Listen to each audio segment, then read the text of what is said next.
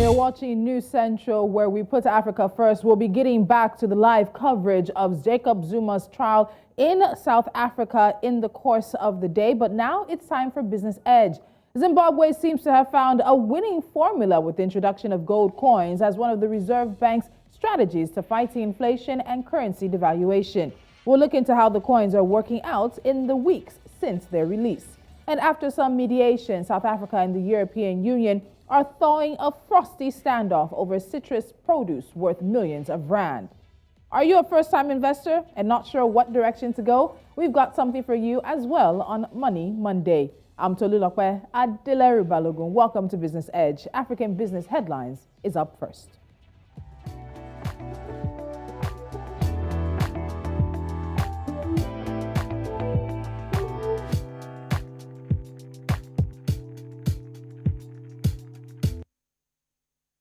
South Africa will have an infrastructure investment gap of 4.8 trillion rand by 2030 from the aspirational target in the National Development Plan, unless the country increases its investments in infrastructure. This is according to Dr. Hubert Joint, Program Manager for Infrastructure, South Africa's Center for Excellence, who reiterated that the aspirational target in the plan is for gross fixed capital formation to comprise 30% of GDP by 2030. The state-owned Nigerian National Petroleum Company has signed a strategic agreement with global oil companies for 5 major oil blocks, unlocking revenue estimated to be worth over $500 billion for the West African nation. The agreements will put an end to the protracted disputes between the company and the contractor parties in oil mining leases 128, 130, 132, and 133, as well as 138 production sharing contracts. The new contracts are a key milestone achievement by the NNPC, which is expected to unblock opportunities within the upstream sector. Around 50 Indian companies have invested in various sectors in Egypt with a combined investment exceeding $3.15 billion. Ajit Gupti, India's ambassador to Cairo, said that major Indian investments in Egypt were worth more than $1.5 billion. Overall, these companies provide direct employment to some 38,000 Egyptians. And trade and manufacturing sectors in Kenya were the biggest gainers in loans to the private sector. Data from the Central Bank of Kenya's latest financial stability report shows these sectors were the most attractive to lenders, with trade accounting for 17.1% and manufacturing accounting for 15.2% of the industry's loan book in the year to June. And those are a few African business headlines for you at this time. You are watching Business Edge. When we come back, has Zimbabwe struck gold with coins? We'll have the details after this.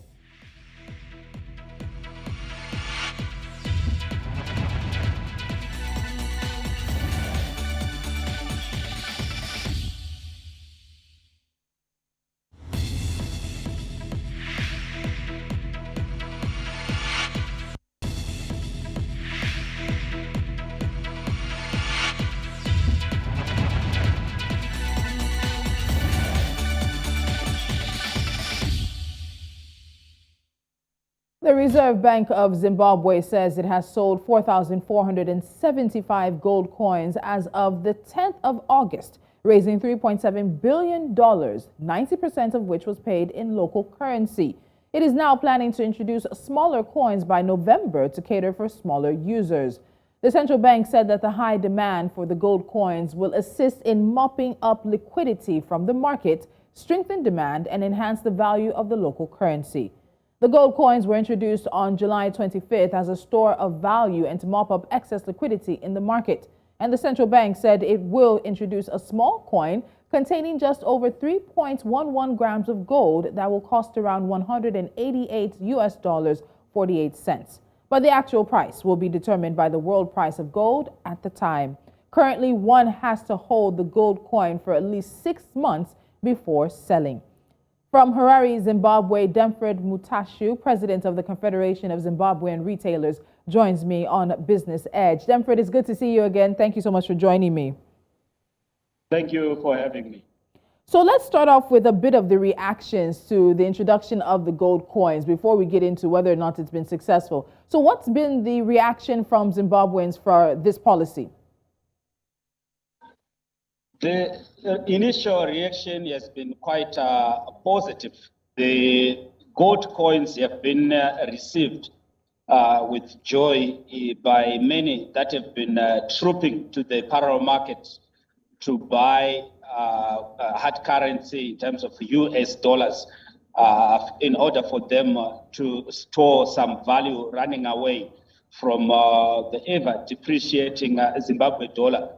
So we have seen a lot of businesses actually going to their banks, accessing the bond, rather the gold coins, and they've actually run out at the initial introduction, and the Reserve Bank is actually looking at introducing more gold coins because of the huge demand that has come on the market on the back of the depreciation of the local currency. All right, so some of the reactions we have basically say that the gold coins are good for the companies, particularly people wanting to maintain value for their money, but then others say that the majority of Zimbabwean workers are still not able to afford them. So we know there are plans to introduce a smaller version or a smaller value, but as of right now with this first introduction, who's really gained the most? Who's been able to take the most advantage of it so far? According to the Reserve Bank of Zimbabwe, through the governor and the Monetary Policy Committee, the introduction of the gold coins initially was meant for the high transacting public, those that have got huge Zimbabwe dollar balances in their accounts, who traditionally have been offloading the local currency on the parallel market, driving the parallel market exchange rate and consequently driving instability on the pricing and rather in the pricing as well as driving inflation.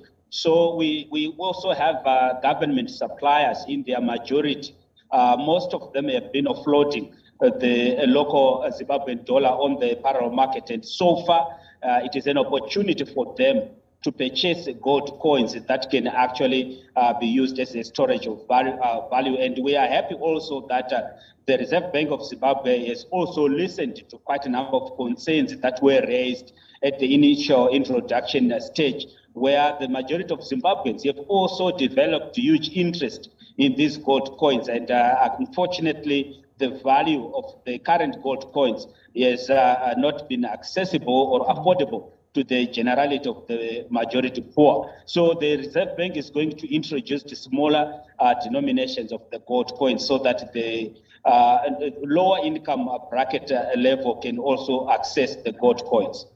So we've heard from the Reserve Bank of Zimbabwe saying that this has been a success so far, just a little over 2 weeks that the gold coins have been out and released. Would you consider it a success so far? What do you think we can use to measure the success of this policy so far? What we have seen, of course, the major benefits that we have seen from the introduction is the near convergence of the exchange rate. Remember, we had the auction system of exchange rate as well as the interbank exchange rate.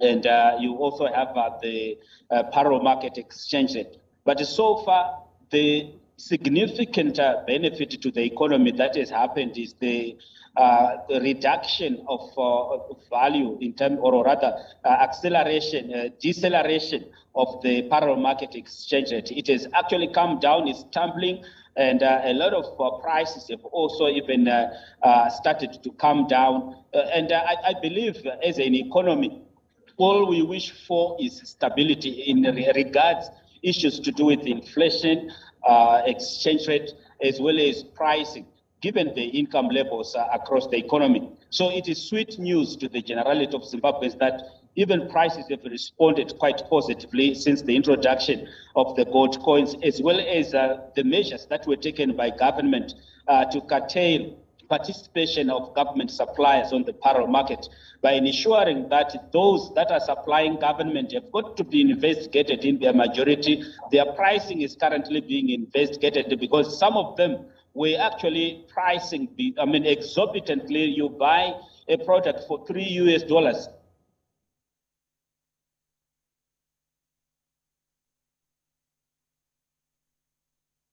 Hello, Denford.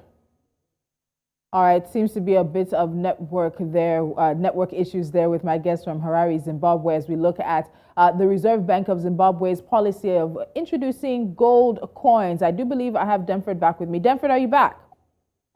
Yes, I'm back. Fantastic. So before I wanted to continue, but you wanted to wrap up that quick statement. You were talking about the fact that some people were actually increasing the price unnecessarily for some of the things that they're involved in. So just quickly wrap up on that. I want us to move to the next point.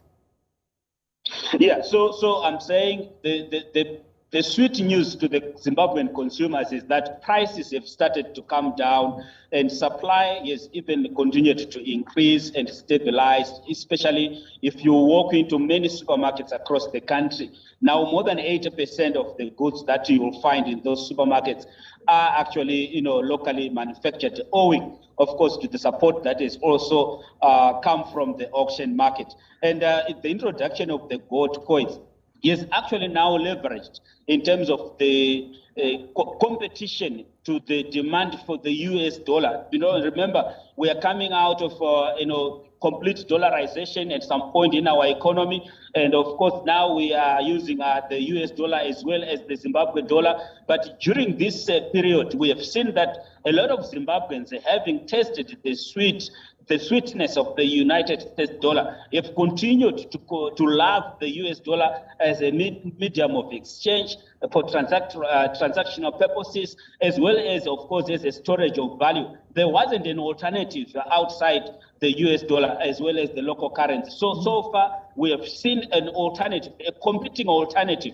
to the US dollar, and we are believing that as Zimbabweans, this is certainly going to be the panacea to the ongoing challenges that we have faced in terms of high inflation. Remember, current inflation figures actually one of the highest in the world. So we believe that the introduction of the gold coins is actually going to hold forth and ensure that there is serious competition to the warranted and unwarranted demand for the US dollar that has been existing on the market. So you bring up the demand for the US dollar, and there have been some speculations here, and there are some suggestions that Zimbabwe should completely scrap the Zimbabwean dollar and legalize using the US dollar as legal tender currency in the country. Of course, it's been tried. It has not been necessarily successful for Zimbabwe. And there were some reports that the country would legalize the use of the US dollar for the next 5 years. Is that something that you think will definitively happen? There hasn't been much said about that since late May into June, right before the gold coins were introduced. Is that the way for Zimbabwe to go, or would that just once again increase the dependence that so many Zimbabweans and businesses have on the US dollar? You see, one of the major problems we have faced as a country is the speculative nature on the market. There has been a lot of speculation, and if you look at even prices, a lot of the pricing in the economy has been benchmarked on a speculative, and profiteering basis. And of course, there's some that even supply the government have been forward pricing using, of course, for example, right now the exchange rate has come down from 900 to 1 to the current 650 to 1 on the parallel market. But you would find that the government suppliers would supply the government with goods premised, rather with the exchange rate fixated on around 1,500. So when they then get paid, of which the majority were paid upfront, if they get paid, they would simply offload the Zimbabwe dollar, currency at any rate, at any exchange rate. So that has been stabilizing, rather destabilizing the economy. So what we are believing is that both business and government, what we basically have got to do is to work together and ensure that we stabilize the economy. Looking at the manufacturing sector, the mining sector, agricultural sector, as well as tourism, we have seen that there are quite a number of areas that we need to, to provide some support, and that has come from the auction market. But in addition to that, We also believe that where you have been paid in local currency, as has been the case predominantly, you then need an alternative, or rather somewhere where you can store your money, other than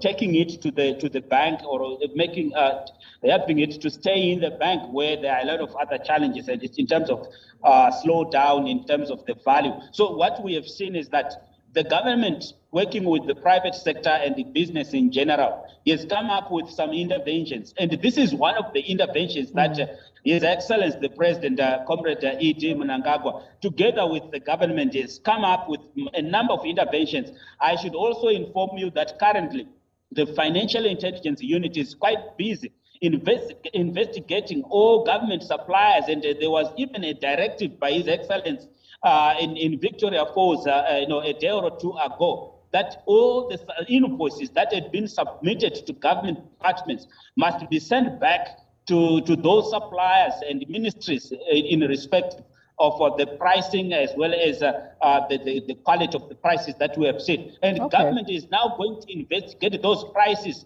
benchmarking with the normal pricing, that we have seen. And an example was given by the Permanent Secretary in the Finance and Economic Development Ministry, that an airline government would pay for tickets, airline tickets, for $1,500 US. Yet those tickets were actually at the market were going for $300 US. So there was a lot of inflation, a lot of dead money that was being created, and that now was piling pressure on the poor majority, who would now have to absorb those unnecessary and unwarranted speculative increases in general pricing at the point of their interaction with the service providers. So government has come through, and it is a commendable move.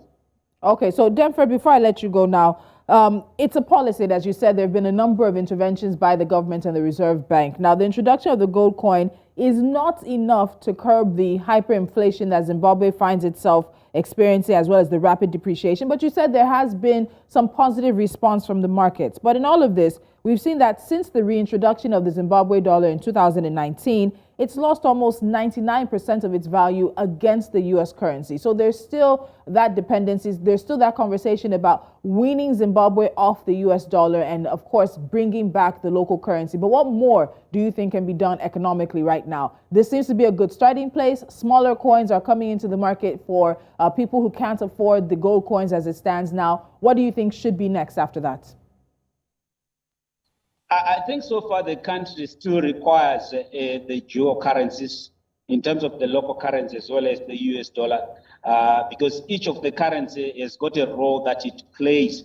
And the introduction of the gold coins is just an intervention that would ensure stability and ensure maintenance of value of the local currency, because naturally, where there is the US dollar in the basket of currencies, it tends to dominate, and even the preference by traders as well as consumers in terms of storage of value and transacting purposes, there has been a lot of preference towards the US dollar. So the belief now is that on our journey towards de-dollarization, at some point, yes, as a country, we would now need to come to a monocurrency system where the local currency will have to stand forth and ensure that it is the only currency that will be available for purposes of transacting and storage of value.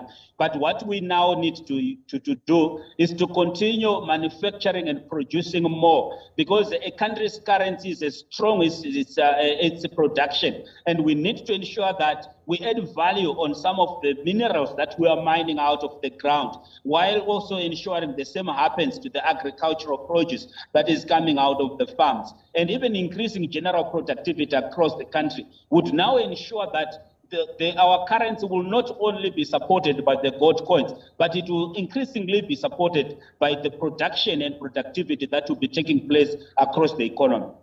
All right, Denford, Mutashu, thank you as always for being with me. We've been keeping a very close eye on the Zimbabwe situation. We wish the country the best of luck in this, and we'll continue to monitor how things play out. Thank you so much. Thank you for having me. And of course, it's a situation that one can talk about for a while, and we can't but mention the fact that the country is still experiencing sanctions from the Western community because of issues around farm ownership, white farmers, and some things that happened many, many years ago. Is it not time now for Zimbabwe to be allowed to move forward? You're watching Business Edge. You have international business headlines coming your way. Leka Onobanjo is standing by.